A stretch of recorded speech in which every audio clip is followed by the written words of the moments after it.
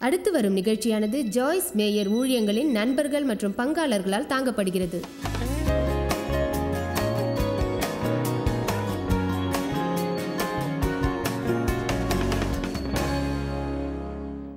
கிறிஸ்துவுக்குள் இருக்கும்போது புதிய அடையாளத்தை பெறுவீர்கள். உங்கள் செய்கையால் இல்லாமல் உங்களுக்குள் இருப்பவரால் மிக முக்கியமான விஷயமாக மாற்றப்படுகிறீர்கள். இவ்வுலகில் என்ன செய்தீர்கள், என்ன செய்கிறீர்கள், எப்படி அதை செய்தீர்கள், நன்றாக செய்தீர்களா, என்ன செய்ய போகிறீர்கள்? சில வேளைகளில் ஒருவரை குறித்து ஒருவர் கவலைப்படும் போது ஆச்சரியப்படுவேன். எல்லோரும் என்ன செய்கிறார்கள் என்றே கவனமாயிருக்கிறோம். இத்தனை நாட்கள் என்ன செய்து கொண்டிருந்தேன் என்றால், நான் வேலையா இருந்தேன், நான் ரொம்ப பிஸி. இதுவே நம் பரிதாபமான பதில். ஒரு வருடத்திற்கு மேலாக எந்த பதிலும் இல்லை. அதுவே நம் முக்கியமான சின்னம். வேலையாக இருக்கிறோம், நாம் எதையும் செய்வதில்லை, ஆனால் வேலையாக இருக்கிறோம். அவர்களை எப்படி அவர்களின் கனிகளால் அறிய முடியும்? தேவன் நம்மை வேலையாக இருக்க அழைக்கவில்லை, நம்மை கனி கொடுக்கவே அழைத்தார். கிறிஸ்துவுக்குள் ஒருவன் இருந்தால் அவன் புது சிருஷ்டியாக இருக்கிறான். பழையவைகள் எல்லாம் ஒழிந்து போயின.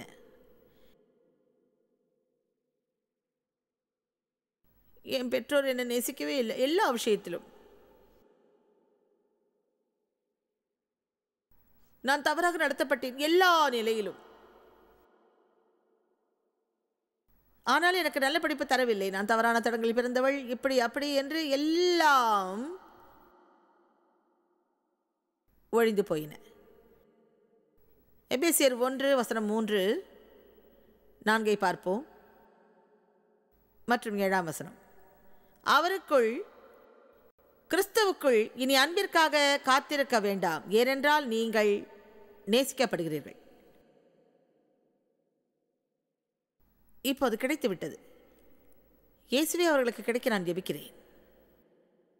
தேவன் உங்களை நேசிக்கிறார்.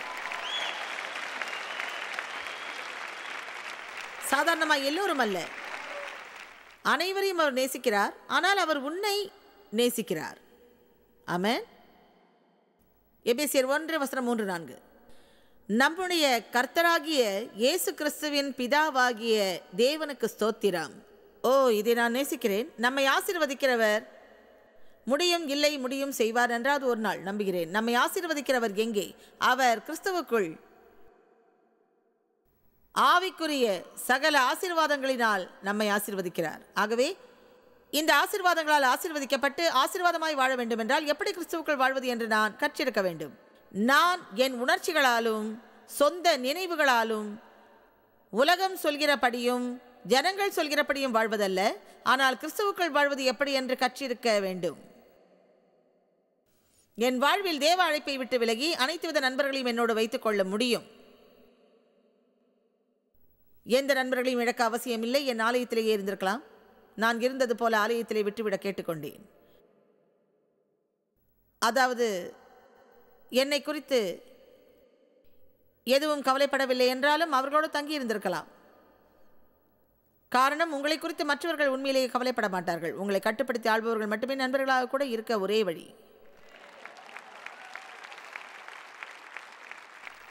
ஆமென். அழகாக சீக்கிரத்தில் நான் கண்டுகொண்டேன். அங்கேயே இருந்திருக்கலாம். நான் பரலோகம் போக வேண்டும், நான் மீண்டும் பிறந்தேன். இல்லை என்றால் அந்த ஆசீர்வாதங்களில் என்னால் வாழ்ந்திருக்க முடியாது. கிறிஸ்துவுக்குள் இல்லாதிருந்தால் அந்த சூழ்நிலைகளில் மனிதனை அல்ல, தேவனையை பின்பற்றினேன். எத்தனை பேர் தங்கள் வாழ்வில் தேவ அன்பை தவறவிட்டிருக்கிறீர்கள், சந்தோஷத்தை இழந்திருக்கிறீர்கள். ஏனென்றால் தேவனை பிரியப்படுத்துவதற்கு பதில் மனுஷனை பிரியப்படுத்துகிறீர்கள். அதாவது கலாத்தியர் 1:10 அப்போஸ்தலர் பவுல், நான் இன்னும் மனுஷரை பிரியப்படுத்துகிறவனாய் இருந்தால் கிறிஸ்துவின் ஊழியக்காரன் அல்லவே என்று சொல்கிறார். மேலும் நான் ஊழியக்காரனானால் மனுஷர்களை பிரியப்படுத்தாமல் மற்றவர்கள் செய்வது போல் செய்யாமல் இருக்க கற்றிருக்க வேண்டும் எனவும் சொல்கிறார். நான் ஒரு புள்ளி விவரம் கொடுக்கிறேன். புள்ளி விவரங்கள் நமக்கு பிடிக்கும். ஒருவேளை அதுவும் உதவலாம். 10% பேர் உங்களைப் போல் இருக்க மாட்டார்கள்.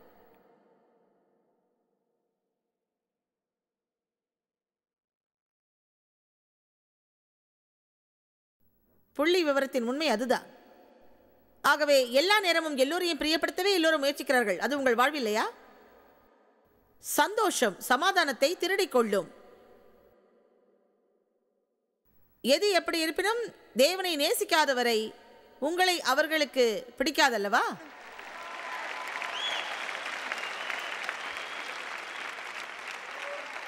அதாவது ஒரு குழந்தை வெளியே போகும்போது மற்ற குழந்தை அவனிடம் மோசமாக பேசி மனதை புண்படுத்தக்கூடும். அப்போது அந்த குழந்தை அம்மா அப்பா என்று வீடு நோக்கி ஓடும். ஒரு பெற்றோராக முதலாவது சொல்லக்கூடிய விஷயம், அம்மா உன்னை நேசிக்கிறேன், அப்பா உன்னை நேசிக்கிறேன். அது ஒரு விஷயமே இல்லைம்மா, நாங்கள் உன்னை நேசிக்கிறோம். உடனே பையன் ஆறுதல் அடைந்து உடனே சரியாகி விடுவான். நாமும் இவ்வுலகில் காயப்படும் போது சரியாக செய்ய வேண்டியது அதைத்தான். தேவனிடம் ஓடினால் அவர் உன்னை நேசிக்கிறேன், ஒருபோதும் நிராகரிக்க மாட்டேன், உன்னை நான் உருவாக்கினேன், நீ அழகாக இருக்கிறாய், அற்புதமாக இருக்கிறாய், உன்னை நான் கைவிட மாட்டேன் என்று சொல்வார். ஆமென். ஒவ்வொரு நாளும் மத கட்டிடங்களுக்கு நடை போட்டு 1000 முறை கேட்ட அதே 4-5 வசனங்களை கேட்பது என்னை மிகவும் கஷ்டப்படுத்தியது. அந்த சுவிசேஷங்கள் அவ்வளவு முக்கியமாக படவில்லை. ஆனால் நல்ல திடமான பிரசங்கத்தை ஒரு தடவை கேட்க வேண்டும். அதனால் வாழ்வது எப்படி, உங்களோடு இசைந்து போவது எப்படி, மற்றவர்களோடு இணைந்து போவது எப்படி, தேவனோடு ஐக்கியம் கொள்வது எப்படி என்று கற்றுக்கொள்ள முடியும். சந்தோஷம் சமாதானம் எப்படி அடையலாம்?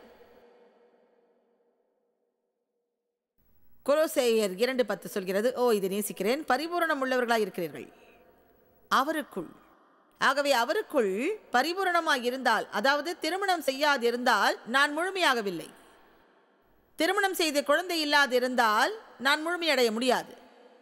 30 விதமான குழந்தை உள்ள ஜோடிகளோடு நான் குழந்தை இல்லாதிருந்தும் சரியாக அவர்களோடு ஒத்துப்போக முடியும். ஆனாலும் குழந்தை இல்லாததால் நான் முழுமையடைய முடியாது. நான் அவருக்குள் பரிபூரணமாக இருக்கின்றேன். இந்த எல்லா திருமண தம்பதிகளோடு 50 வருடங்கள் கூட தனிமையாக தனித்திருக்க முடியும். அப்படி இல்லை என்றால் சோர்வாகி என்னை கீழிறக்கிக் கொள்ள முடியும். ஏனென்றால் எனக்குள் தவறு ஒன்று இருக்கிறது, எதையோ இழக்கிறேன். என்னால் சொல்ல முடியும், நான் திருமணம் செய்து கொள்ள விரும்புவது உனக்கு தெரியும், ஆனால் சரியாக இப்போது இல்லை, நான் அவருக்குள் பரிபூர்ணமாக இருக்கிறேன். புரிகிறதா? விதவியோ தாரம் இழந்தவனோ தங்கள் துணையை இழந்திருக்கலாம். மேலும் அவர்களின் நண்பர்கள் திருமணமானவர்கள், ஆகவே அவர்களோடு இருக்கும் இடத்தில் உணரக்கூடும். ஆனால் எங்கும் இருக்கும்போது எதையும் உணர வேண்டியது இல்லை, ஏனென்றால் கிறிஸ்து உங்கள் இடத்தில் இருக்கிறார். அது நம்மை எங்கும் எல்லோரிடமும் ஏற்றதாக இருக்க செய்யும் என்று நான் நினைக்கிறேன்.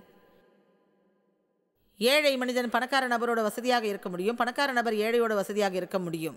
உயர்கல்வி படித்த நபர் மிகவும் குறைவாக படித்த நபரோடு நிச்சயம் வசதியாக இருக்க முடியும். இப்படி அநேகம். ஏனென்றால் ஒருவரும் ஒன்றிலும் மதிப்பு இல்லாதவர்கள். நம் ஒரே மதிப்பு கிறிஸ்துவுக்குள் நாம் இருப்பதுதான். கலாத்தியர் 3:28 பார்ப்போம். நாம் இதை மனதில் வைப்போம்.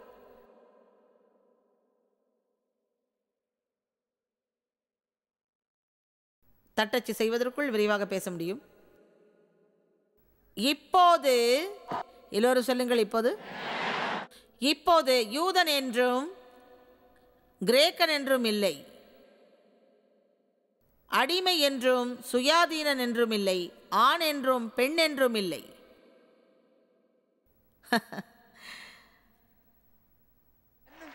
ஆண் என்றும் பெண் என்றும் இல்லை. இப்போது நிச்சயமாக நாம் எல்லோரும் ஆண் பெண் என்ற உடல் அமைப்பை பெற்று வித்தியாசப்பட்ட வேலைகளை செய்கிறோம் என்று தெரியும். ஆனால் நம்மை விலை மதிப்பாக அவர் வைத்திருக்க ஒரே காரணம், நம் அனைவரின் மதிப்பின் ஒரே அடையாளம் என்னவென்று கேட்டால் நாம் கிறிஸ்துவுக்குள் இருப்பதுதான். வேதம் சொல்கிறது, அவருக்குள் வேறுபாடுகள் மறைந்து போகும். வேறுபாடுகள் எல்லாம் அழிந்துவிடும். ஒருவரிடமிருந்து மின்னஞ்சல் ஒன்று இன்று வந்தது. அது இப்படியாக, அதாவது நான் ஒரு மின்னஞ்சல் அனுப்பி என் கையெழுத்தை இட்டேன். ஜாய்ஸ், நன்றி ஜாய்ஸ், ஆசீர்வாதமாக இரு ஜாய்ஸ். நல்லது. அந்த நன்றி போல அந்த நபரும் நிச்சயம் இருப்பார். அவரது பெயருக்கு கீழே இந்த அளவு விஷயங்களை எழுதியிருந்தார். நானோ என்ன இதெல்லாம் என்றிருந்தேன். ஆகவே இப்படியாக படிக்க ஆரம்பித்தேன். இந்த இயக்குனர் மற்றும் அந்த முன்னாள் மாணவர்கள், இப்படி ஒரு வகையான அநேக விஷயங்கள் அதில் இருந்தன. படிக்க படிக்க அது தீரவில்லை. நான் ஜாய்ஸாக இருக்கிறேன்.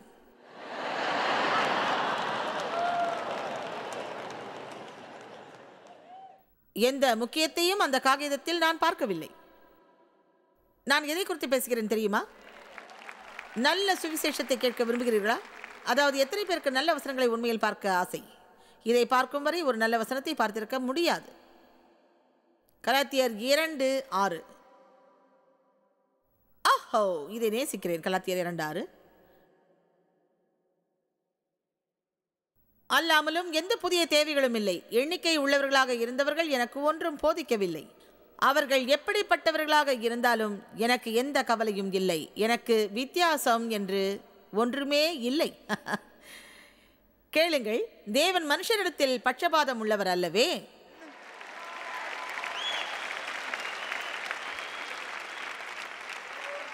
ஆனால் ஏன் தெரியுமா? நாமே நம்மை ஒருவருக்கொருவர் கவர்வதற்கு முயற்சி செய்கிறோம். ஏன் என்று யூகியுங்கள். தேவன் கவரப்படவில்லை. எது அவரை கவர செய்தது தெரியுமா? சிறு குழந்தை போல வந்து மிக சாதாரணமாய் சொல்லுங்கள். பயன் எதுவும் தராமல் இருக்கலாம், ஆனால் அதை நான் விசுவாசிக்கிறேன். தேவன் எப்படி செய்து முடிப்பார் என்று தெரியாது, ஆனால் நான் நம்புகிறேன். நம்ப அது உங்களுக்கு கஷ்டமாக இருக்கும் என்று தெரியும். நான் செய்வது மோசமான விஷயம்தான் என்றாலும் தேவன் எனக்கு எல்லாம் செய்து முடிப்பார். ஆனால் தேவன் குப்பைகளை மறுசுழற்சி செய்வார். அவைகளை நம் திட்டம் என்று நினைக்கிறோம். புத்திசாலிகள் எவ்வளவு நீங்கள் குப்பையை மறுசுழற்சி செய்கிறீர்கள் என்பதை வெளிக்காட்டும் போது ஆச்சரியமாயிருக்கும். தேவன் நித்தியத்திற்கு என்று செய்கிறார். இங்கே மனம் திரும்புதலுக்கு ஏற்ற கனியை எதிர்பார்க்கிறீர்கள்.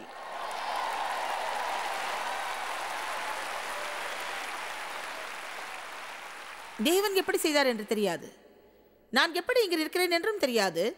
எப்படி என் ஊழியம் வளர்ந்தது என்றும் தெரியாது. எனக்கு தெரியாது, நிச்சயம் தெரியாது. எப்படி நான் செய்வது என்று நினைக்கவில்லை. நான் எப்படி செய்வது என்று நிச்சயமாக தெரியாது. காரணம், திரும்பி நான் நினைத்தேன், எப்படி இதெல்லாம் செஞ்ச? வெடிப்புள்ள தொட்டியினுடைய வெளிச்சம் பிரகாசித்தது தெரியும். ஆகவே பிரகாசமான வெளிச்சம் என் அதிகமான வெடிப்புகளில் உதித்தது. ஆமென். எல்லாம் சரியா இருக்கீங்களா? ஏன் தெரியுமா? இதை தொடர்ந்து செய்வோம். கிட்டத்தட்ட பைத்தியமாக முதல் நிலை, அதாவது முதல் இடத்தை தக்க வைக்கும் லாபத்தில் நாம் முயல்கிறோம். உண்மையில் இதை நினைத்து பார்க்கும்போது சரியான மோகம்தான். மார்க் 9 என்னோடு திருப்புங்கள். அவர்கள் அதை திரையில் காண்பிப்பார்கள். ஆனால் மார்க் 9:31. இது ஒருவித, அதாவது நாம் இதன் மறுவடிவமாக இருக்கிறோம்.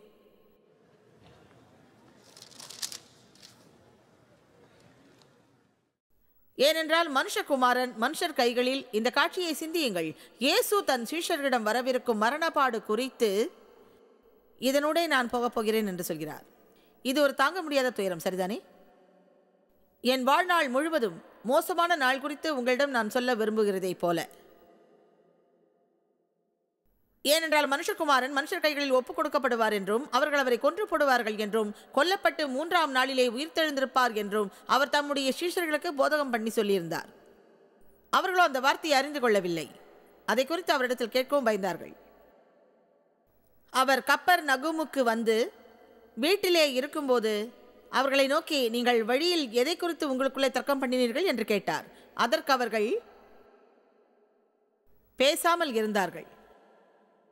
ஏனென்றால் தங்களுக்குள்ளே, வசனம் 34, இதை கவனியுங்கள், இயேசு அவரின் வரப்போகிற மரணம், உயிர்த்தெழுதல் குறித்து பேச முயற்சிக்கிறார். அவர்களோ நையாண்டி பேச்சு குறித்து பேசுவதை அவர் அறிவார். எதை குறித்து உங்களுக்குள்ளே வழியில் தர்க்கம் பண்ணுகிறீர்கள் என்றார். ஏனென்றால் அவர்கள் எதனால் பேசாமல் இருந்தார்கள் என்றால், அவர்கள் தங்களுக்குள்ளே எவன் பெரியவன் என்று தர்க்கம் பண்ணினார்கள்.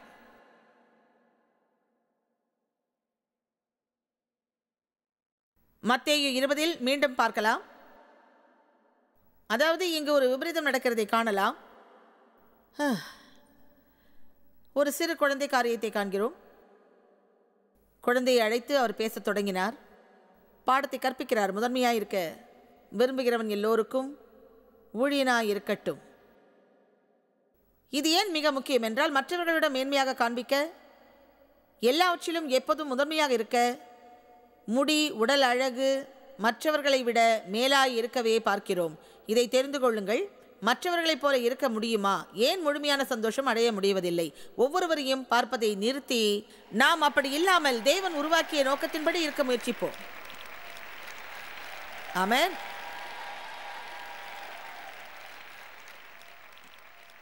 உங்களுக்கு ஒன்று தெரியுமா? நான் இருந்த ஆலயத்தில் மேல்மட்ட சமூகத்தினர் என்னோடு ஒத்துப்போக என் வாழ்வில் நான் மிக மிக மிக கடினமாக உழைத்தேன். மற்றவர்களோடு இந்த சின்னத்தன விளையாட்டு முற்றிலும் ஆச்சரியமாயிருந்தது. ஏனென்றால் இதை கவனியுங்கள், மற்றவர்களோடு இருக்கையில் நாமே முக்கியமானவராக தெரிய சில வேளைகளில் நினைப்போம். அது நமக்கு முக்கியம். அப்படி உணராமல் சகோதரா, நாம் முக்கியமானவர்கள் தான். ஏனென்றால் கிறிஸ்துவுக்குள் நீங்களும் கிறிஸ்து உங்களிலும் இருக்கிறார். அதைவிட இப்படி நினைத்தால் எவ்வளவு நல்லது. ஆமென். கடைநிலை ஊழியனாக வேலை கிடைத்தால் மேன்மையான வேலை இந்த உலகில் கிடைத்திருக்கிறது என்று அந்த வேலையில் உழைக்க வேண்டும். உழைத்திருக்கிறேன். ஆலயத்தில் உள்ள இந்த குழுவினரோடு இருக்க விரும்பினேன். காரணம், தீர்மானிப்பவர்கள் அவர்கள்தான். ஆகவே கடைசியாக எங்களுக்கு கிடைத்தது, அதில் தேவ் மூப்பரானார். தேவ் எதற்கும் கவலைப்படுவதில்லை. ஆனால் நான் அதில் ஒருவராக இருக்க விரும்பினேன். ஆகவே அநேகம் சுற்றி வேலை செய்து கொண்டிருந்தேன். அந்த விஷயம் உங்களுக்கே தெரியும். சரியான குழுவில் நீங்கள் இல்லை என்றால் அவர்கள் வாக்களிக்கும் போது மூப்பராக வாய்ப்பு கிடைக்காது. கடைசியில் ஆலய தேர்வில் வெற்றி பெற்று முதல் பெண்ணாக நான் ஆலய உறுப்பினர் தலைவியாக அமர்த்தப்பட்டேன். மிகவும் சந்தோஷப்பட்டேன். அதனால் நான் வேகமாக என் வழியில் நடந்தேன். ஏனென்றால் என் நிலை அப்போது அப்படி இருந்தது. தேவன் ஆசையில் நாற்றம் எடுக்கும் ஒரு விஷயம் உண்மையில் ஒரு முழு காரியம். ஆகவே அவர்கள் வரை தொடர்ந்து விளையாடி விட்டேன். அவர்களுக்காகவே உழைத்து அநேக காரியங்கள் செய்து எப்போதும் அவர்களுக்காகவே இருந்தேன். கொடுக்க அதை செய்யவில்லை, பெற்றுக்கொள்ளவே அதை செய்தேன். சொல்வதெல்லாம் என்னை குறித்துதான். என்னை நானே தான். அதன் பின் தேவன் வழியில் வந்தார். ஒரு நாள் என் வேலையில் மோசமான என் வாழ்வை குறித்து தேவனிடம் அழுது கொண்டிருந்தேன். அப்போது பரிசுத்த ஆவி என்னை நிரப்பினார். கொஞ்ச நேரத்திலே, சிறிது நேரத்திற்கு பிறகு அவர் விரும்பியபடி தேவ வார்த்தையை அறிவிக்க வெளிப்படுத்த தொடங்கினார். ஏன் என்று சொல்கிறேன். ஒரு சிறு குழுவாக மொத்தமாக காட்டை நோக்கி சென்ற அவர்களைப் போல் நான் இல்லாதிருந்தேன். அவர்களைப் போல் இல்லாதிருந்தால் நான் நிச்சயம் தவறி போயிருப்பேன். மேயரின் நிலை வைத்து ஆலயத்தில் எந்த நன்மையும் எங்களால் செய்ய முடியவில்லை. ஆலயத்தின் உறுப்பினர்களான பெரியவர்கள் மூப்பர்களான எங்களை நோக்கி, நீங்கள் வாயை மூடி இருங்கள் அல்லது கிளம்பி விடுங்கள் என்று சொன்னார்கள். ஐக்கியத்தின் இடது கால் கிடைத்தது என்று நீங்கள் சொல்லலாம். காரணம், 32 வருடத்திற்கு முன் எங்கள் விருப்பம் வாயை மூடிக்கொண்டிருப்பது அல்ல. ஒருவேளை அப்படி இருந்திருக்கலாம், ஆனால் அப்படி முடியவில்லை. அது சிரமமாக இருந்தது. இந்த பிரிவுகளில் தான் தேவ் வளர்ந்தார். அதில் நாங்கள் இருந்தோம். ஆகவே அது குடும்ப உறுப்பினர்களுக்கும் கஷ்டமான நேரமாக இருந்தது. மற்றவர்கள் நீங்கள் அறிவிழந்து பைத்தியமாகி அதிசயமான ஆராதனை செய்கிறீர்கள் என்று எங்களை குறித்து கவலைப்பட்டார்கள். ஏன் என்று நான் சொல்கிறேன், அது ஒரு கெட்ட கனவு. ஆனால் இப்போது திரும்பி பார்த்து உணர்கிறேன். அந்த குழுவில் இந்த நிலையை தக்க வைக்கும் கடும் முயற்சியில் நான் மிகவும் கஷ்டப்பட்டேன். எப்படியும் என்னிடம் ஒன்றுமில்லை. ஏனென்றால் அந்த நிமிஷம் அவர்கள் என்னை தேவையில்லை என்று தூக்கி எறிந்தார்கள். மனுஷனை பிரியப்படுத்தும் போது இதுதான் நடக்கும். மனுஷனை பிரியப்படுத்துகிறவர்களாக இருந்தால் நீங்கள் முடிவில் தேவனை பிரியப்படுத்துகிறவராக இருக்க முடியாது. தேவனை பிரியப்படுத்துகிறவராக இல்லாதிருந்தால் நான் உறுதியாக சொல்கிறேன், நீங்கள் சந்தோஷமாக இருக்க முடியாது. கடைசியாக நான் சொல்ல விரும்புவது, கிறிஸ்துவுக்குள் இருப்பதை உணராதிருந்தால் உங்கள் வாழ்வில் மனுஷனுக்கு பயப்படுகிறவர்களாக இருப்பீர்கள். முடிவில் எதிர்கொள்ள வேண்டிய விஷயங்களை எதிர்கொள்ள முடியாமல் போகும். முடிவில் சமாளிக்க வேண்டியவைகளை விட்டு விடுவீர்கள். ஆவிக்குரிய வகையில் தேவன் உங்களோடு இடைப்பட்ட முழு நலமான விஷயத்தை குறித்து நான் ஜெபிக்கப் போகிறேன் என்று சொல்வீர்கள். சில காரியங்களை குறித்து ஜெபித்திருப்பீர்கள். எல்லாவற்றையும் குறித்து ஜெபித்தாக வேண்டும். ஆனால் தேவன் எல்லாவற்றிலும் நம்மோடு இடைபடாததால் சில வேளைகளில் நாமே சமாளிக்க வேண்டி இருக்கும். நிச்சயம் இப்போது இங்கு சமநிலை இருக்கும். மற்றொரு பக்கம் மோசமான நிலையில் இருந்திருக்கிறேன். ஏனென்றால் தேவனுக்கு காத்திருப்பது எப்படி என்று தெரியாமல் எதையும் சமாளிக்க வேண்டியிருந்தது. ஆனால் ஒன்று தெரியுமா, அதாவது சமாதானத்தை நான் விரும்பினேன். என் வாழ்வில் போதுமான கொந்தளிப்பு இருந்தும் சமாதானத்தை நேசித்தேன். இந்த நிலையில் நான் ஒவ்வொரு விஷயத்திலும் சமாதானத்தை விரும்பினேன். சில காரியங்கள் வரும்போது நான் அதன் நடுவில் நிற்க வேண்டி வரும். அதனை நான் விரும்பாவிட்டாலும், காரணம் குழப்பத்தை கலக்க விரும்பவில்லை. உங்களுக்கு ஒன்று தெரியுமா, கடைசியில் தொடர்ந்து எதிர்கொள்ள வேண்டிய காரியங்களை திரும்ப பெற வேண்டிய நிலைக்கு எத்தனை பேர் தள்ளப்படுகிறீர்கள்? எத்தனை பேர் அதை அறிவீர்கள்? ஆகவே உண்மையில் இந்த வாரத்தில் கிறிஸ்துவுக்குள் இருப்பவர்கள் மற்றவர்கள் மூலம் சூழ்ச்சியுடன் கட்டுப்படுத்தப்படாமல் மேன்மையாக நிற்க முடியும் என்று கற்றுக்கொள்ள உதவியாக இருக்க நான் விரும்புகிறேன். யாரும் இப்படி சொல்ல வேண்டாம், நான் வாழ்ந்து காட்டுவேன், என் சண்டையில் ஈடுபட வேண்டும் என்று அர்த்தமில்லை. அதுவல்ல வேதம். அது வேதமாக இருக்க முடியாது. நாம் ஒருவருக்கொருவர் விட்டுக் கொடுத்து வாழ வேண்டும். ஆனால் நமக்கு நாமே விட்டுக் கொடுக்காததால் தேவனுக்கு விட்டுக் கொடுக்காமல் இருக்கிறோம். அங்கு ஒரு கோட்டை வரைகிறீர்கள். ஆமென். நான் ஒன்றை சொல்ல ஆசைப்படுகிறேன். அது நீங்கள் எல்லாம் அற்புதமானவர்கள், தேவனின் கரத்தால் உருவாக்கப்பட்டவர்கள். நாம் ஒவ்வொருவரும், நான் யாருக்கோ பேசவில்லை, நாம் ஒவ்வொருவரும் தான். தேவன் உங்கள் வாழ்வில் நல்ல திட்டத்தை வைத்துள்ளார்.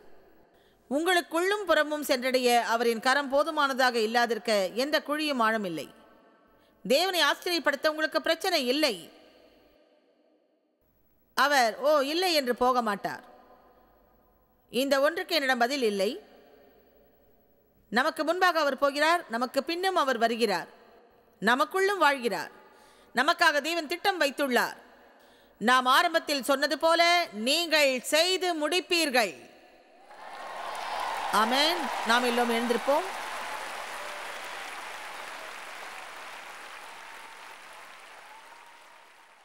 எல்லோரும் சொல்லுங்கள், நான் கிறிஸ்துவுக்குள் இருக்கிறேன், அவர் என்னை நேசிக்கிறார், நான் என்னை குறித்து சந்தோஷமாக இருக்கிறேன்.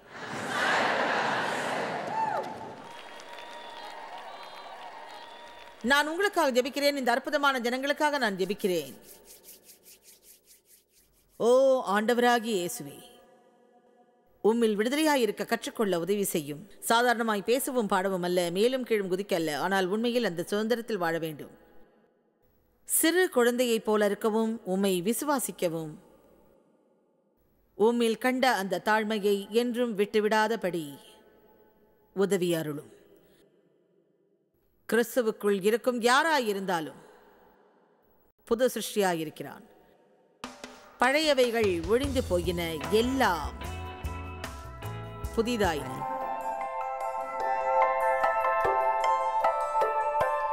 கிறிஸ்துவை தெரிந்து கொண்டு ஏற்றுக்கொள்ளும் போது அவரை பின்பற்றும் தீர்மானங்களை எடுக்கிறோம்.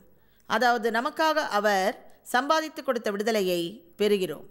யோவான் 8:36 சொல்கிறது, ஆகவே குமாரன் விடுதலையாக்கினால் மெய்யாகவே எந்த கேள்வியும் இல்லாமல் விடுதலை ஆவீர்கள். தேவனுக்குள் நாம் பாவத்தின் அதிகாரத்திலிருந்து விடுதலையாக்கப்பட்டுள்ளோம், பயத்தின் ஆவியிலிருந்து விடுதலையாகி உள்ளோம். நம் வாழ்வை சுதந்திரமாய் அனுபவிக்கிறோம். கர்த்தர் ஆசீர்வதிப்பார். சிறந்த நாளாகட்டும். பங்காளர்களுக்கும் எங்களது நன்றியையும் பாராட்டுகளையும் தெரிவிக்கிறோம். ஒன்றாய் இணைந்து நாம் பசியுள்ளவர்களை போஷித்து உடைகளை கொடுத்து தேசங்களுக்கு சுவிசேஷத்தை சொல்லி வருகிறோம். எங்களை தொடர்பு கொண்டு உங்கள் ஜெப தேவைகள் மற்றும் எங்களின் வெளியீடுகள் பற்றி அறிந்து ஜாய்ஸ் அவர்கள் நிகழ்ச்சிகளை அறிந்து எங்களோடு இணைந்து தேவ அன்பை உலகிற்கு பரவச் செய்யுங்கள். அடுத்து வரும் நிகழ்ச்சியானது ஜாய்ஸ் மேயர் ஊழியங்களின் நண்பர்கள் மற்றும் பங்காளர்களால் தாங்கப்படுகிறது.